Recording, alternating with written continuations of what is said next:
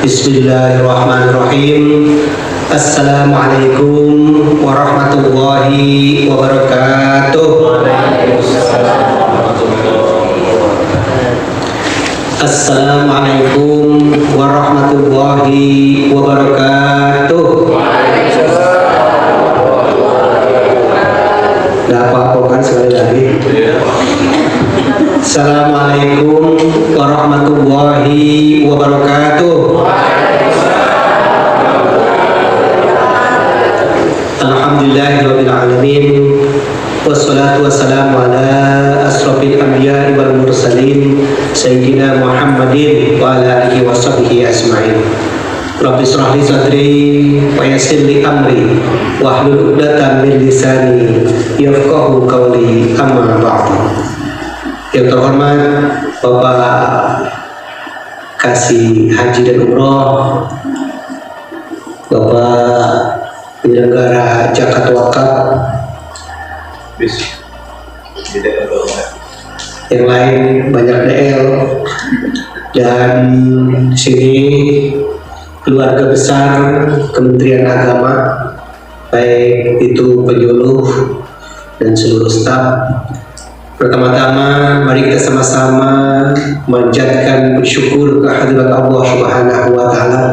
Salawat dan salam mari kita sama-sama limpahkan kepada junjungan kita Nabi Agung, Nabi besar Muhammad sallallahu alaihi wasallam.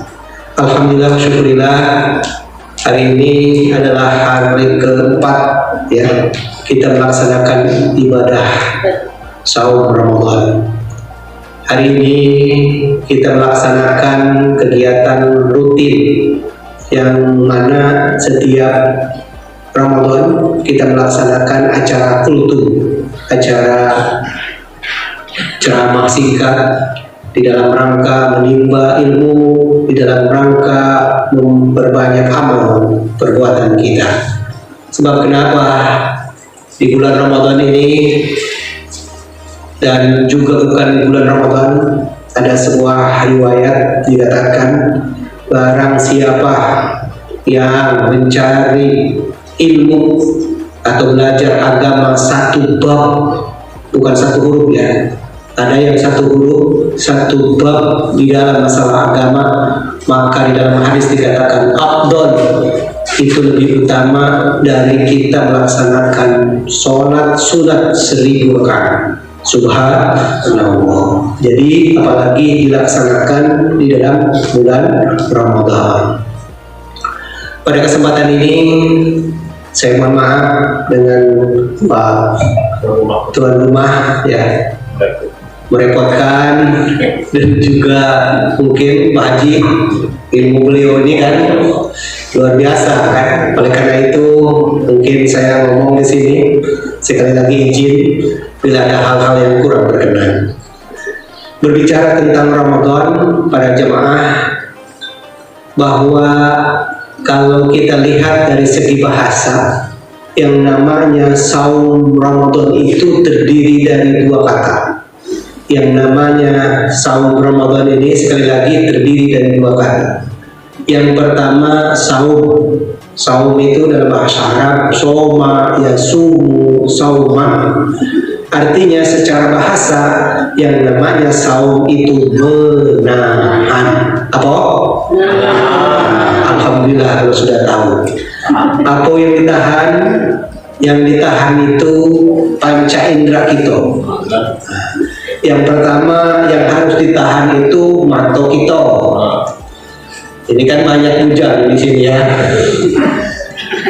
Jadi kalau pada bulan biasa kita buka laptop ya, macam-macam di depan kita, klik sana, klik sini, klik sana, klik sini, dari mulai yang kelas 10% sampai 100%. Nah pada bulan Ramadan ini tahan, namanya saum, agar melihat sesuatu yang tidak baik, ya jelek, yang bisa membatalkan saum ditahan. Yang kedua, yang harus ditahan oleh kita ini mulut kita. Mulut. Sebab mulut kita ini biasanya gampang-gampang susah untuk diatur. Ada wong berbaju merah di depan pada siang hari mulai gitu. Woi, wong itu bocah wong dusun yang kata kita. Sudah tengah hari pakai baju abang mengkilat tuh loh. Ada yang berbaju hitam-hitam. Kebetulan yang berbaju hitam itu maghrib. Nah, kata wong, ini hantu. Awas sudah malam pakai baju yang kelihatan giginya baik kan? Jadi kata omongan kita, siapapun yang di depan kita, mulut kita selalu nyinyir, selalu komentari orang lain. Ada yang berambut panjang dikomentari, ada yang berambut pendek dikomentari, ada yang botak dikomentari, ada yang berpipi abang dikomentari. Ya. Nah, pada bulan ini maka mulut kita saum, ditahan untuk tidak berbicara, tidak menghina orang lain. Yang selanjutnya apa? Yang harus ditahan itu pendengaran. Kalau pada bulan biasa kita masih apa baik kita dengar, tapi pada bulan Ramadan ini saum, kita mendengar orang lain menceritakan orang lain dan lain sebagainya. Tapi pada bulan Ramadan ini kita berusaha untuk menjaga telinga kita, tangan kita, kaki kita, apapun yang ada, terutama panca indera kita, itulah yang disebut dengan saum. Sebab secara bahasa yang namanya saum itu menahan. Yang kedua, kalau tadi menahan untuk tidak berbuat maksiat, menahan untuk tidak berbuat jelek. Yang kedua, Ramadan di dalam kamus Lisanul Arab bahwa yang namanya Ramadan itu adalah terik matahari yang sangat panas. Itu arti secara bahasa. Itu artinya bahwa yang namanya Ramadan ibarat terik matahari yang sangat panas. Itu artinya sama dengan kata para ulama, ini sama dengan pembakaran dari dosa-dosa kita. Itulah kenapa disebut itu ini ada yang ditahan untuk tidak berbuat maksiat, tetapi juga ada yang dihapus dari dosa-dosa kita. Sehingga lahirlah kemudian sebuah hadis, man shoma ramadanan imanan wahtisaban ghufira lahu ma taqaddam. Barang siapa yang saum ikhlas karena Allah, maka akan diampuni dosa-dosanya yang telah lalu. Itulah kenapa ketika kita menahan diri kita untuk berbuat maksiat selama sebulan ini, Allah bakar dosa-dosa kita. Di dalam hadis dikatakan bagaimana orang yang sedang saum itu kawaladat ummuh. Jadi pas nanti lebaran itu menurut hadis kawaladat ummuh seperti seorang bayi yang baru lahir dari ibunya. Itulah yang disebut dengan Idul Fitri. Kenapa? Sebab dia menahan untuk berbuat maksiat sementara dosa-dosanya dihapus oleh Allah. Amin ya rabbal alamin. Hadirin, di dalam sebuah hadis ini sebagai motivasi buat kita. Man fariha bidukhuli Ramadan harramallahu jasadahu minan niran. Barang siapa yang bersuka ria, bergembira dengan kedatangannya bulan Ramadan, harramallahu jasadahu minan niran. Allah akan mengharamkan jasadnya dijilat dari api neraka. Nah di sini kan ayat kanemannya kata kita kan akan lemaknya wong dak puasa masuk surga. Nah ini hadis kalau kita lihat sebagai motivasi bagi kita bahwa sesungguhnya Ramadan adalah bulan istimewa, bahwa sesungguhnya Ramadan adalah bulan yang paling mulia.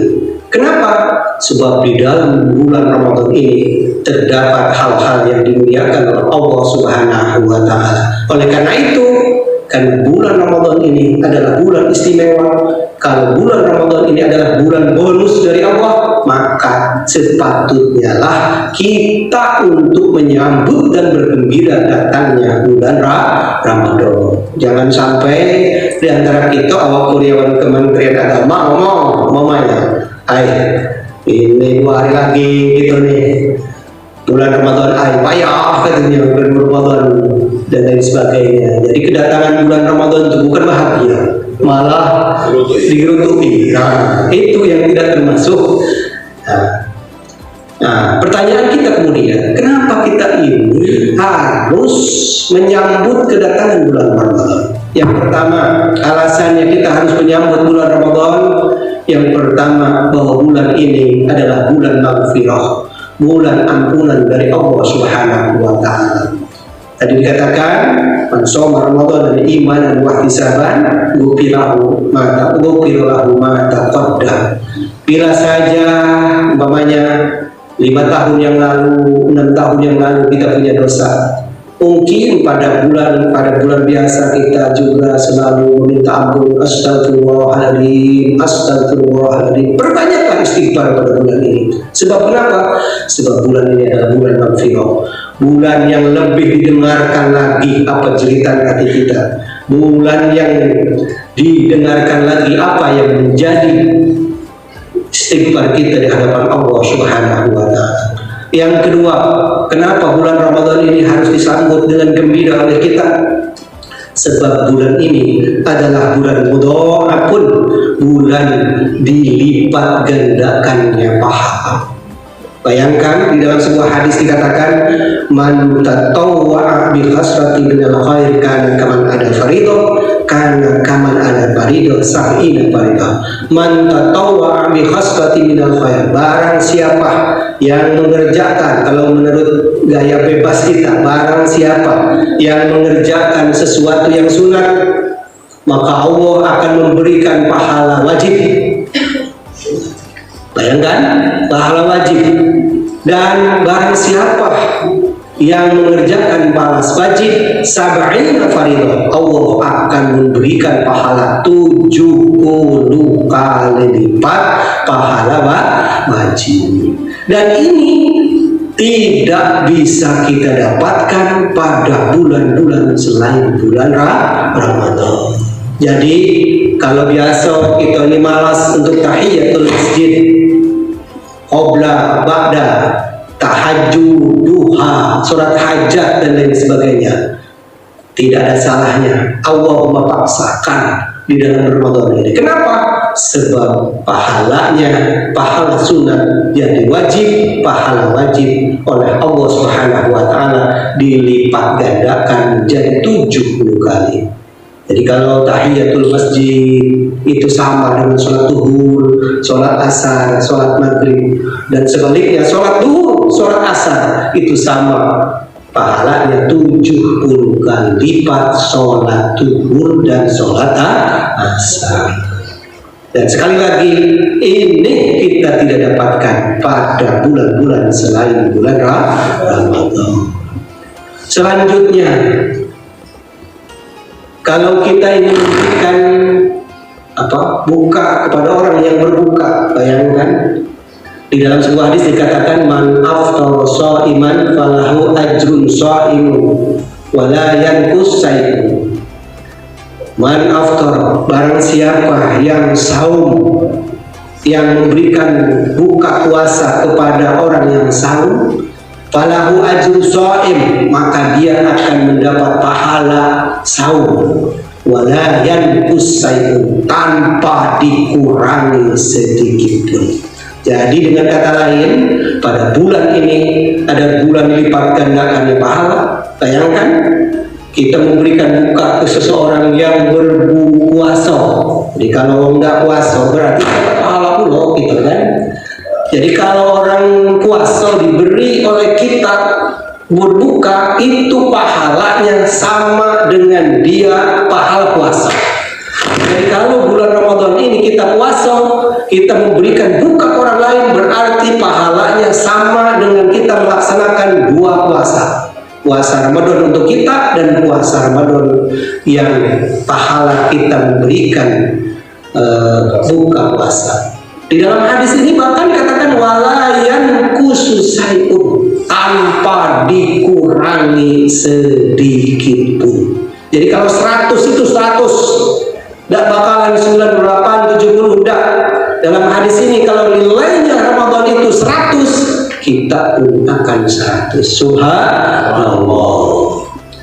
Selain itu, kenapa kita ini harus menyambut bulan Ramadan? Karena bulan Ramadan ini adalah bulan berdoa pun. Kita ketahui bahwa di dalam bulan Ramadan ini ada yang disebut dengan malam Lailatul Qadar. Inna anzalnahu fi lailatul qadar wa ma adraka ma lailatul qadar. Lailatul qadri khairum min alfi syahr. Tanazzalul malaikatu waruhu fiha bi'idzni rabbihim min kulli amr.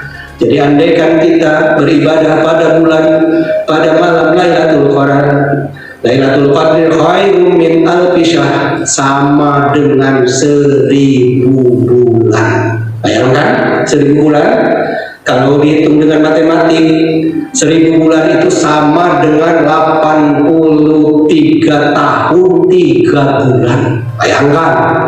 Sekali lagi, kalau kita mendapatkan Lailatul Qadar itu sama dengan 83 tahun 3 bulan. Padahal umur kita kan paling 60, 70.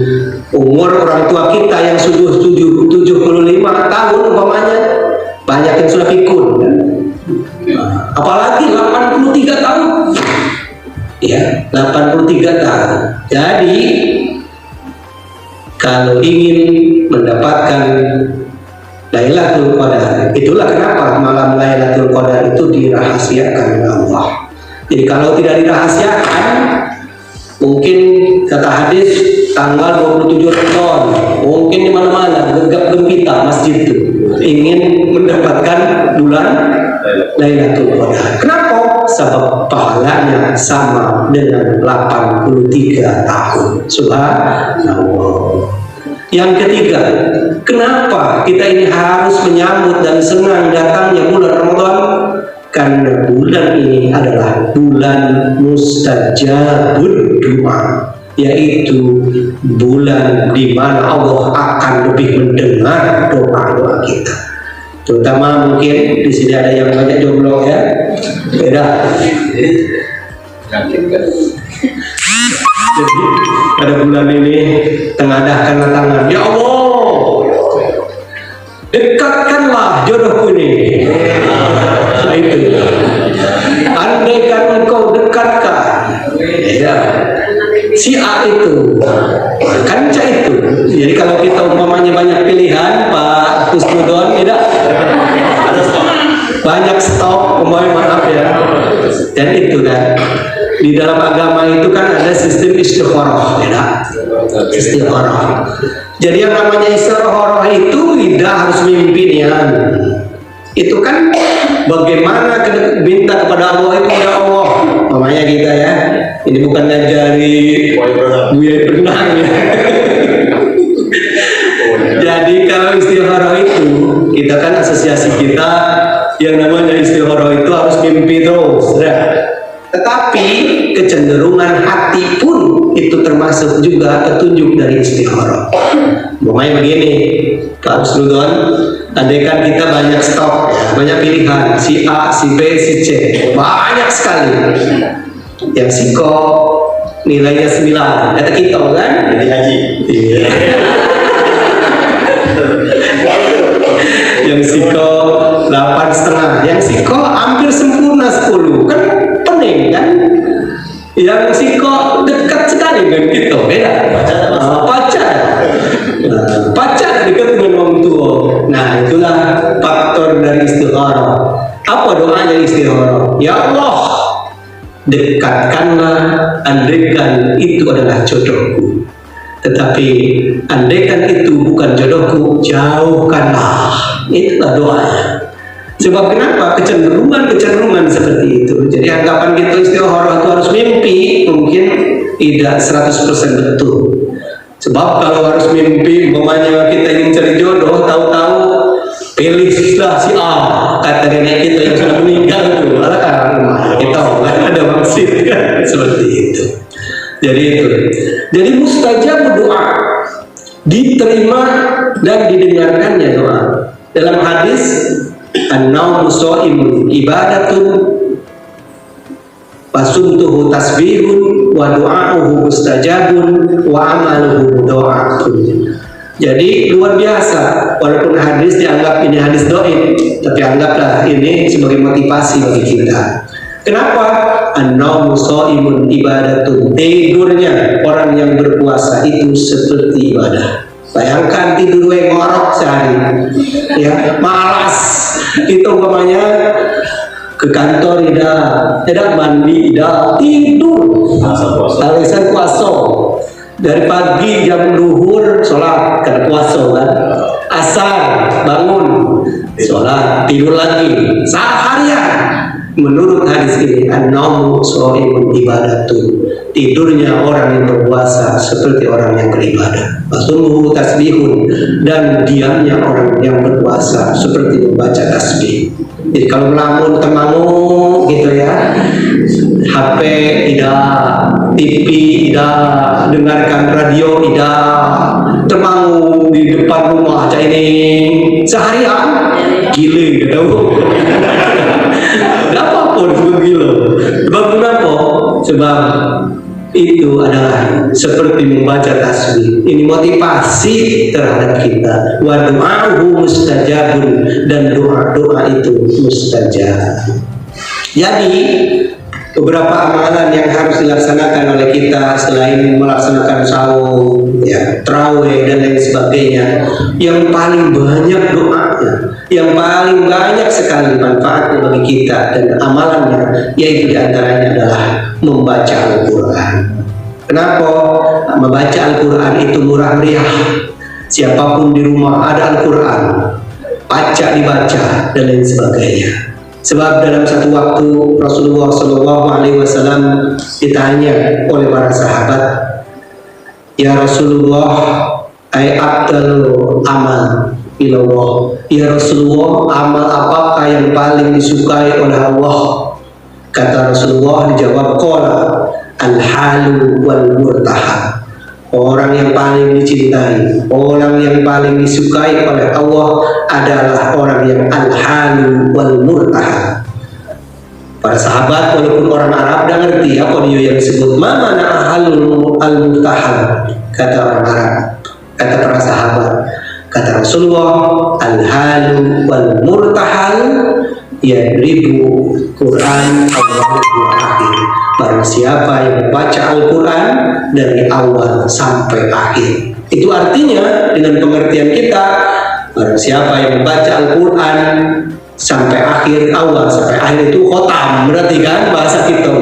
Itulah amal yang paling dan sangat dicintai oleh Allah Subhanahu wa Ta'ala. Yang kedua, amalan apa yang harus berbanyak di dalam bulan Ramadan, yang harus diperbanyak di bulan Ramadan ini adalah sedekah. Ya, amal infak sedekah. Kenapa? Dalam sebuah hadis dikatakan, Rasulullah pernah ditanya, ya Rasulullah, al afdalul amal fi Ramadan, ya Rasulullah, amal apakah yang paling baik di dalam bulan Ramadan? Kata Rasulullah, qala sedekah. Jadi amal yang paling baik dilakukan pada bulan Ramadan ini adalah sedekah. Di dalam ilmu fikih ada perbedaan antara infak, antara sedekah, antara wakaf, antara zakat. Apa bedanya? Infak itu ada ada masalah sedekah dulu. Yang namanya sedekah itu sifatnya global, bukan hanya harta. Sebab kata Rasulullah SAW, kalau kamu tidak punya duit untuk sedekah, maka bacalah tasbih, maka bacalah tahmid, maka bacalah takbir. Jadi kita membaca takbir, baca tahmid, maka tasbih itu termasuk sedekah. Jadi yang namanya sedekah itu adalah lebih umum, bisa material atau non material. Sedangkan infak itu khusus berupa harta benda, duit, ambal dan lain sebagainya, itu infak. Sedangkan wakaf adalah sesuatu yang diberikan tapi yang bersifat kuat dan permanen. Jadi rumah, tanah itu termasuk wakaf. Sedangkan zakat adalah sesuatu yang dikeluarkan dengan ukuran tertentu dan waktu tertentu. Contoh, zakat fitrah. Di bulan selain bulan Ramadan tidak ada zakat fitrah, artinya waktu tertentu.